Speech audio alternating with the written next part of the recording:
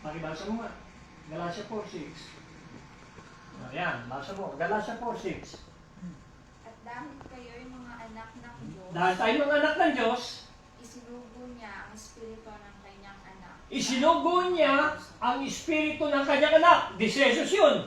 Sa kanino sinugo? Sa ating mga puso. Sa ating mga puso.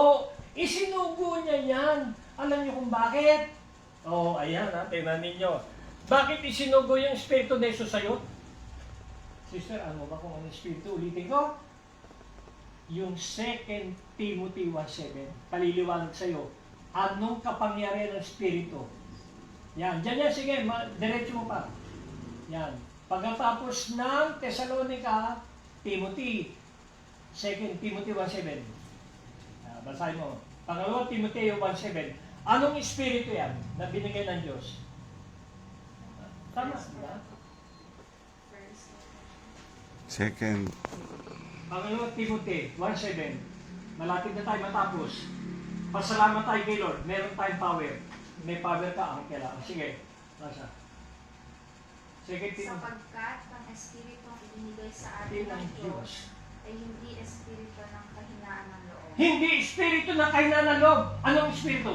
Kundi espiritu ng Kapangyarihan. Ano ba? pag-ibig, Pag-ibig at? pagpipigil sa Ayun, marunong na ako magpigil ng isip ko. Kanina, tinataka ko demonyo. Tinuturuan ng isip ko na maging marumi.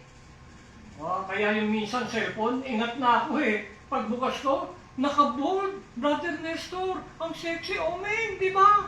Ang dami ngayon, nagpapakita pa na kanila mga, kunyari, nag-exercise, bubuka-buka ka lang ganyan, di nanunukso, di ba? Kaya nga, ang ginawa ko, hindi ko na lang gawin. Hindi ko inubuksan sa cellphone ko. At anong ginagawa ko? Magbasa ng Bible. Maganda. Amen.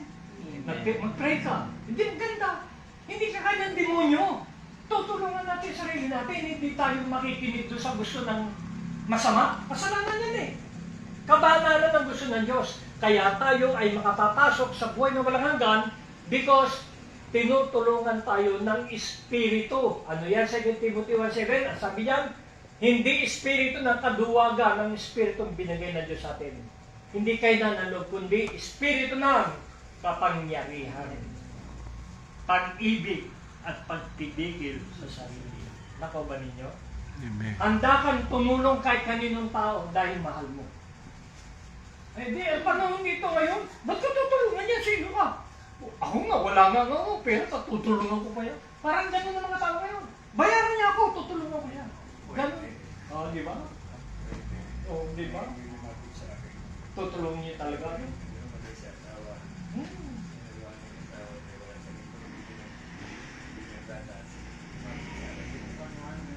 Pero yun talaga, ako, maganda yung ginawa nyo dahil yan, sinubukan kayo ng demonyo dyan.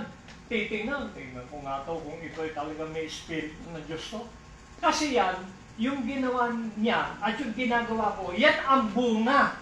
Kasi ito liwanagin natin sabi ni Jesus, I am the true vine. Ito matalinaga ito. Pero yung tinutukoy ni Jesus, yung spirit niya, sabi niya, I am the true vine, in John 15 yan. I am the vine, and you are the branches. Ako ang puno ng ubas, kayo ang mga sanga. Ang nananatili sa akin, at ako sa kanya, ang siyang mamumunga. Ang ibig sabihin, kaya ako namunga ng ganyang ugali na maganda, katulad niya sabi ni Uncle, kahit na hindi niya asawa, hindi niya humingi ng tulong, binibigyan niya, kapatid, bunga yan, kabaitan niya, kabutihan niya. Hindi ka nag-isip na, bigyan ko nga ito.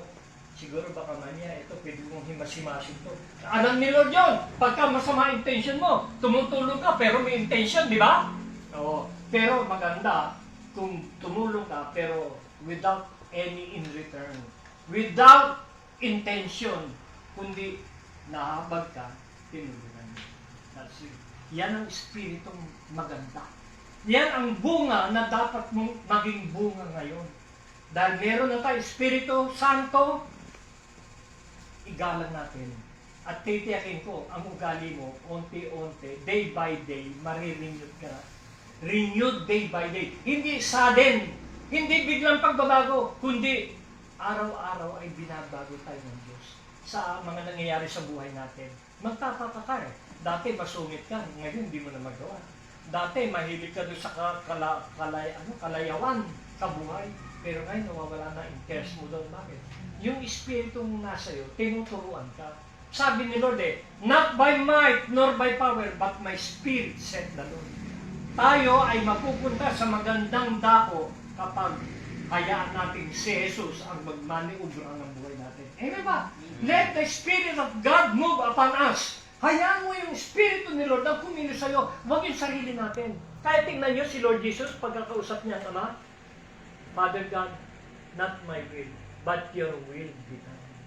Yung kalooban mo, hindi yung kalooban ko. Tayo, puro kalooban natin, di ba, Mitch? Kalooban ko magpayaman, magpapayaman ako. Negosyo dito, negosyo doon! Ang ginagawa ni Mitch, pagpapayaman. Hindi naman ikaw yung Mitch, ha? Maraming Mitch. Okay, di ba? Nakuha ba ninyo? Amen. May negosyo ka ngayon? Sarado. Sarado. Alam nyo, naroon ba na niyo pag binubusan dumadahil ang pera itaas? Di ba?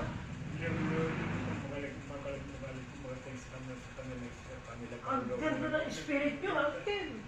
Lagi ko, basta may dumaharap ka. Ang ganda ng spirit nyo.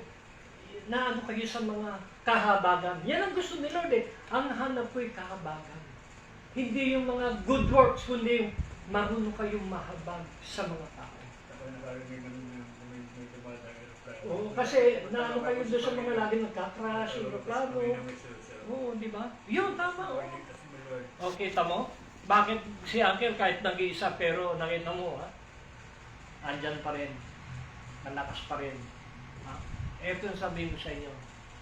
Ang may hawak ng buhay natin, walang iba kundi ang Diyos. Sa pamamagitan ng Espiritong ibinigay niya sa atin. Andito si Jesus. Kaya ang sino man tatawag kay Jesus, kahit nag-iisa ka, lalo na, di ba, nakatulog ka, pagod ka, binangungot ka, pilitin mo matawag ang pangalan ni Jesus. Biglang mawawala yun. Kasi Espiritu na masama Yung mga babangutin, natutuluyan. Paano? Sabi ng salita ng Diyos, Romans 10:13, basahin ninyo, maliligtas ang tumatawag sa pangalan ng Panginoon Jesus. Tanda po ninyo, napakagaling ni Jesus. Kaya nga, inaawitan ko lagi si Jesus. Ang awit ko ay para sa Kanya. Napakabuti ni Jesus. Kaya, kapatid, etong mensahe na rinig ninyo ay sapat na. Na huwag tayong hihiwalay ng paniniwala kay Jesus. Mates, ang buhay ninyo na kay Jesus. Walang ibang pangalan ibinigay ng Diyos, kundi pangalan ni Jesus. Pakibasa mo nga, Romans 10:13. Dahil sinasabi sa kasulatan, maliligtas ang lahat ng tumatawag sa pangalan ng Panginoon. Lahat ng tumatawag sa pangalan ng Panginoon, maliligtas. Halimbawa, nag-iisa ka, wala kang kasama sa bahay. Biglang parang nahilo ka. Parang kala mo, atakin ka na Pag ang tinawag mo si Jesus, bato naman. May power dahil andito siya sa puso mo. Tinawag mo siya, gagalaw ngayon siya. Siya ngayon ang magsasabing, Aba, Ama! Sumisigaw siya ng Aba, Ama. Sino yung Aba, Ama? Ang Ama sa langit. Ang anak nandito sa'yo. Ang Ama nasa langit, siya yung crying Aba, Ama. Pero hindi mo naririnig yun. Spirit yun. Nakakaintindihan ng Ama at ang anak. Dahil walang nakakakilala sa Ama kundi ang anak. At walang nakakilala sa anak kundi ang Ama. Tandaan po ninyo. Meron silang connection in spirit. Pero tayo hindi natin alam. Kaya si Jesus Christ, habang nasa atin, tumatawag siya ng Aba, Ama. Sa mga may pananalig sa Kanya. And lastly, basahin mo yung Acts 4:12. Bakit pangalan ni Jesus ang tatawagin? Gawa 4:12. Pagkatapos lang ng Book of John, gawa. Di ba? Gawa 4:12. Basahin mo, Ray. Ayan. Gawa 4:12. Sa Kanya lamang matatagpuan ang kaligtasan. Sapagkat walang ibang Pangalan. pangalan sa buong daigdig na ibinigay ng Diyos sa mga tao upang tayo ay maligtas. Tingnan ninyo, no? Sa Kanyang pangalan lamang, kanino pangalan? Jesus! Ang pangalan ni Jesus ang siyang binigay ng Diyos lamang. Yung pangalan niya lamang ang ibinigay ng Diyos na sino man tatawag ay maliligtas. Di ba Romans 10:13? Tawagin niyo pangalan niya, maliligtas kayo. In the name of Jesus, we have victory. Victory tayo. At saka hindi natin katatakutan kahit kamatayan. Hindi natin katatakutan yung mga bagay na, sabi mo, aalis ka na sa daigdig na ito. Correct. Bakit? Pinakamasarap yung buhay na inanda sa atin ng Diyos. Ano yun? Eternal life. Meron tayong bagong katawan na hindi namamatay forever. Lagi kang nakikita mo yung mga kilala mo, makakausap mo, tapos ang ating tirahan ay walibay mga ginto talaga ang lalakaran natin. Yan ang new heaven and the new earth. Diyan tayo isasama ng ating pamumuhay na maayos. Dahil kung hindi maayos ang buhay mo, hindi ka makakapasok sa eternal life. Kailangan yung bagong bunga. Anong bunga? Magandang ugali, magandang spirit na nasa iyo, yung tamang kwento nyo, uncle, pagmamahal, at saka yung habag ninyo sa mga tao, yung pagtulong ninyo.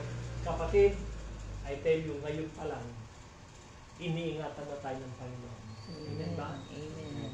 Alam nyo, doon sa hinihingi ninyong problema, uncle, ang prayer natin dyan, Lord, kung ano yung kalooban mo, sa ikabubuti ni uncle, yun ang mangyari. Hindi yung gusto namin. Gusto ni uncle, pero kung hindi gusto ni Lord, talagang hindi natatanggap. Di ba? Pero, sa ikabubuti. Alam niyo kung bakit? Amen? Bakit ako walang pera? Ang tagal na, bata pa ako, wala akong pera. Hanggang ngayon, wala akong pera. Alam niyo kung bakit? Ha? Ang bait ng Diyos. Dahil kung ako'y mapera, baka hindi niyo ko pasama rito. Kasino rito. Babae doon, babae rito. Ang dami pera eh, di ba? Oh, kaya hindi sabi ni Lord, alam ko, yung mga ganyan, hindi kita bibigyan ng pera na ikayayaman mo at magiging mayabang ka. Ayan. God is a God of purpose. Alam niya kung ano yung kakayahan mo. Amen ba? Alam ng Diyos kung ano kakayahan mo. Pwede kang pagkatiwalaan sa milyon, pero hindi lahat ganun. Pinagkakatiwalaan lang ni Lord sa mga barya-barya. Tulad si Brother Nestor, tulad niya no? Gusto niya na maging congressman ng Batangas, 3rd District. Pero, alam ni Lord kung ano yung mabuti sa kanya. Kaya, thy will be done. Not His will, but the will of God. Amen ba? Ganyan ba prayer mo, Brother Nestor? Yes, amen. Father God, my will is, tulungan mo ako sa will ko.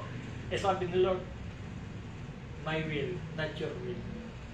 Para sinabi ni Jesus, your will be done, Father God. Tandaan niyo sa buhay natin, tanggapin natin ang care, tanggapin natin lahat needs, kung anong buhay meron tayo. Ipasalamat natin kay Lord. Amen? Amen. Hanggang ngayon kita mo buhay tayo, magpasalamat tayo. Amen. Kung anong buhay meron tayo, ipagpasalamat natin.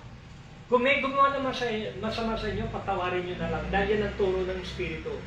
Patawarin nyo. Kung paano pinatawad ko kayo, ganun din patawarin nyo yung nagkasala sa inyo. Amen ba? Ipanalangin ninyo ang mga nanlalait sa inyo. Yung mga nagbubuli, ipag-pray ninyo. Huwag nyo mawayin, huwag kayong gaganti. Yan ang turo ni Lord. Hindi tayo makikipag-away, hindi tayo ma-high blood na mataas. No. Kahit sampalin ka sa kanan, sabi ni Lord, iharap mo na lang. Amen ba? Huwag ka nang gumanti. Pag sinampal ka rito, meron pa. May kaliwa ka. Diba? Sa kanan o kaliwa. Kapatid, magandang hapon sa inyo. Amen ba? Revelation 22:7, bago tayo mag-pray. 22:7, pahayag. Dulon-dulon na yung pahayag. Revelation. Dulon-dulon. Yan. Pahayag 22:7. Gusto ko, basahin mo na malakas. Ngayon ha? Malakas na malakas. At sinabi ni Jesus, makinig kayo. Oh, Darating na ako. darating na ako. Nagpala ang sumusunod sa mga salita ng propesya na nasa aklat nito. Mapalad ang mga tumutupad sa mga nakasulat sa prophecy ng aklat na ito. Kapatid, let us pray. Naniwala ba kayo sa Bible? Amen. Do you believe in the Bible? Do you believe in Christ? In the Holy Spirit? Amen. Okay. Mangyayari ang gusto ni Lord sa atin. magagawa natin, susundin natin kung ano ang nakasulat sa aklat na ito. Let us pray. Dakilang Diyos, aming Ama sa langit, alam namin, Panginoon, kanina pa ay nakikinig na po kayo sa lahat ng aming mga pinag-usapan.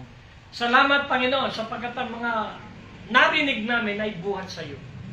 Mabubuting balita, magagandang balita na makapagtuturo sa amin ng maganda sa aming isip, sa aming puso. Salamat po, Panginoon, sa iyo pong patuloy na pag-iingat sa amin sa pagitan ng Espiritong pinagkaloob mo sa amin. Salamat po, Panginoon, sa buhay ni Uncle, Sister Lisa, ni Mitch, ni Rain, Brother Nestor, at si Omen. I-bless po ninyo kami, Panginoon. Yes. Hawakan ninyo ang buhay namin sapagkat wala kami magagawa sa sarili naming lakas. Ikaw, Panginoon, ang may magagawa sa buhay namin. Lalo na kay Uncle, Panginoon. Meron siya kailangan. Alam namin, Lord, hindi niyo kami pababayaan. But your will be done. Ganon din kay Brother Nestor. Matagal na ang kanyang puso ay magtulong talaga sa mga duka. At kung ito'y maipanalo niya, marami siyang magandang plano. Pero Panginoon, your will be done. Salamat po, Panginoon, kung siya'y ilalagay po ninyo bilang isang congressman sa District 3 ng Batangas, inaakin na po namin ngayon. Maraming salamat. Maraming salamat, Panginoon. Sa iyo ang kapurihan ng lahat ng ito. Pinupuri ka namin, Panginoon. Salamat sa iyo. At sa mga naroroon sila, Vicky, yung aming kasama, Panginoon, ingatan po ninyo sila. Manatili ang kapangyarihan mo sa buhay nila. Walang mangyaring masama sa kanila, kundi iingatan nyo sila. Sapagkat nasa kanila rin ang Espiritu mo. Salamat po, Panginoon. Sa aming pansamantalang pag-iwahiwalay, hiniling ko, Panginoon, na samahan po ninyo ang bawat isa sa amin. Sasamahan niyo kami pag-uwi, sasamahan po ninyo mga taong naririto, naming iiwan. At ganoon din sa Rondon, sa buhay ni Ate Pe. Samahan po ninyo siya. Saan man siya naroon. Ganoon din kay Kuya Romy. Saan man siya naroon, pakaingatan niyo siya. Sapagkat lahat naman ng tao, makasalanan man o hindi, banal man o hindi, ay minamahal mo. Kaya maraming salamat, Panginoon. Sa iyo ang lahat ng kaluwalhatian, kapurihan, ngayon at magpakailanman. Sa kapalang ni Jesus. Amen and amen. Alpakan natin ang Panginoon. Tugan din siya. Romy, salamat po, Panginoon. God bless. At kami